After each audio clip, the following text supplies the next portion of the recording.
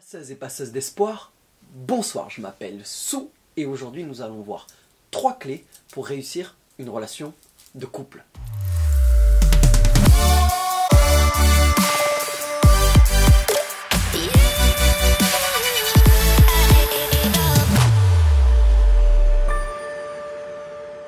Toi, tu vas nous parler de comment réussir une relation de couple. C'est vrai que cela peut paraître incongru. Bref, le premier principe pour réussir une relation de couple, c'est le principe de la boule de cristal. Il me faut une boule de cristal.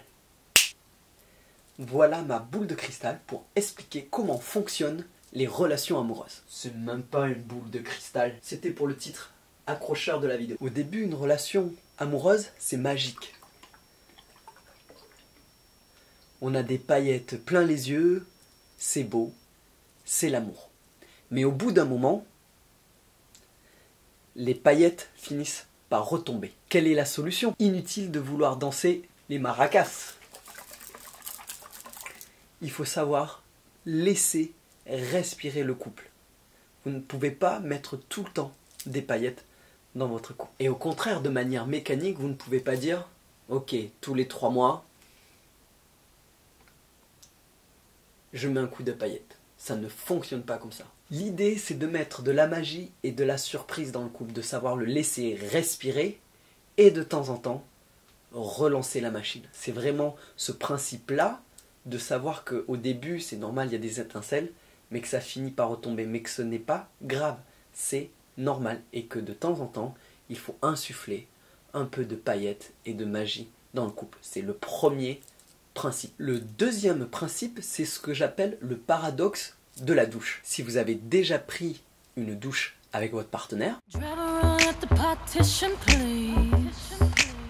moi je veux bien prendre des douches à plusieurs. Mais c'est qui lui? Je crois que c'est le sous pervers. Bref, lorsque vous prenez vos douches avec votre partenaire, vous avez peut-être remarqué quelque chose.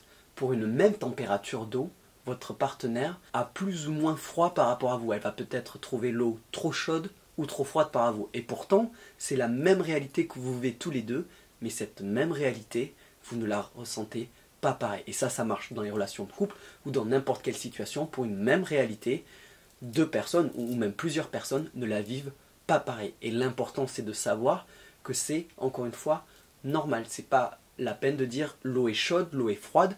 L'eau est à la température que chacun ressent. C'est vraiment un paradoxe qu'il faut juste accepter. Gary Chapman est un pasteur, auteur du best-seller Les 5 langages de l'amour. Dans son livre, Gary Chapman nous explique que chaque personne a 5 façons, 5 langages de recevoir l'amour. Ça peut être du temps de qualité passé avec la personne, des bons moments à partager, du cinéma, de l'écoute, mais vraiment que les 2 personnes soient présentes ensemble, pas les yeux rivés sur le portable ou autre part. Il faut vraiment que la personne soit entière, tout son esprit et son corps présents dans ce moment. Il y a ensuite les services rendus, rendre service bien sûr à son ou sa partenaire. Il y a tout ce qui est contact physique, les étreintes, les caresses, etc. Il y a les cadeaux donnés et enfin tout ce qui est compliment, c'est-à-dire valoriser l'autre personne avec les mots. Et ce qui est important de comprendre dans ces 5 langages, c'est que tout le monde n'a pas la même façon de donner et de recevoir l'amour. Du coup, l'important c'est de très vite comprendre comment l'autre personne aime recevoir l'amour. Parce que bien souvent, l'erreur qu'on fait dans un couple, c'est qu'on donne l'amour que nous, on aime recevoir.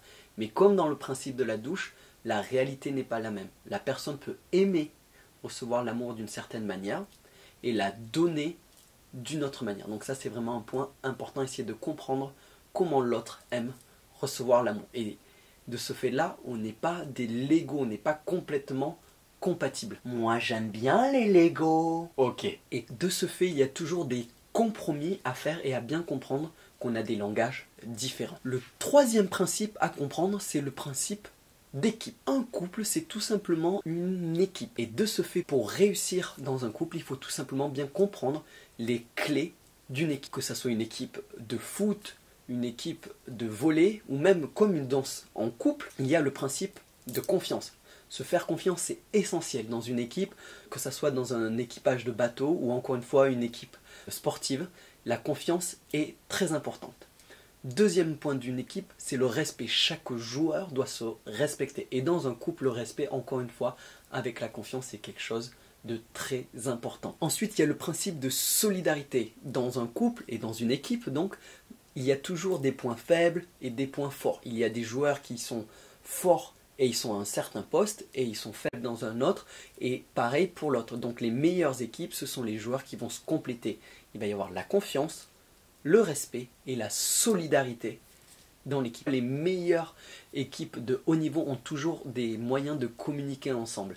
Que ça soit au volley avec des signes ou dans les matchs, on les voit, ils vont communiquer et parfois même ils communiquent tellement bien qu'ils n'ont plus besoin des mots.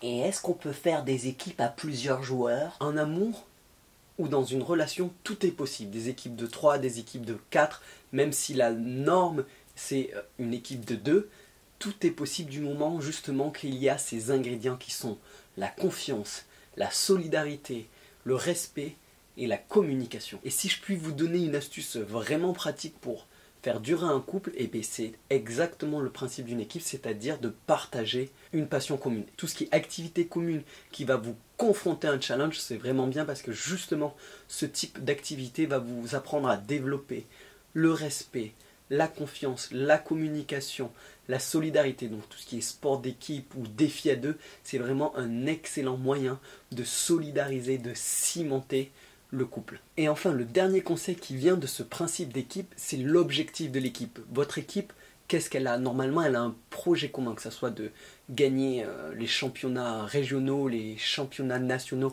ou les championnats internationaux. Et donc cette dernière clé, tout simplement, c'est l'engagement vers un but commun. Si vous avez un but commun, vous allez solidariser l'équipe. Et comme je l'avais dit dans mes autres vidéos, c'est important d'avoir un but qui vous transcende. Pas seulement dire j'ai envie d'être avec l'autre, j'aime passer du temps avec l'autre, mais tout simplement de dire à nous deux, on veut atteindre un but qui nous transcende. C'est pas obligatoirement le mariage ou l'enfant, c'est avoir un projet commun qui transcende l'équipe. Et cet esprit d'équipe va se solidariser et travailler ensemble pour ce but commun. Voilà, j'espère que tous ces conseils vous ont plu. Si cette vidéo vous a plu, n'hésitez pas à la partager. Si vous avez des amis qui ont des problèmes de couple, n'hésitez pas à leur partager la vidéo. N'hésitez pas à lâcher un pouce bleu, partager, commenter. Merci de m'avoir suivi jusqu'au bout. Soyez le mouvement et répandez la lumière. Ciao!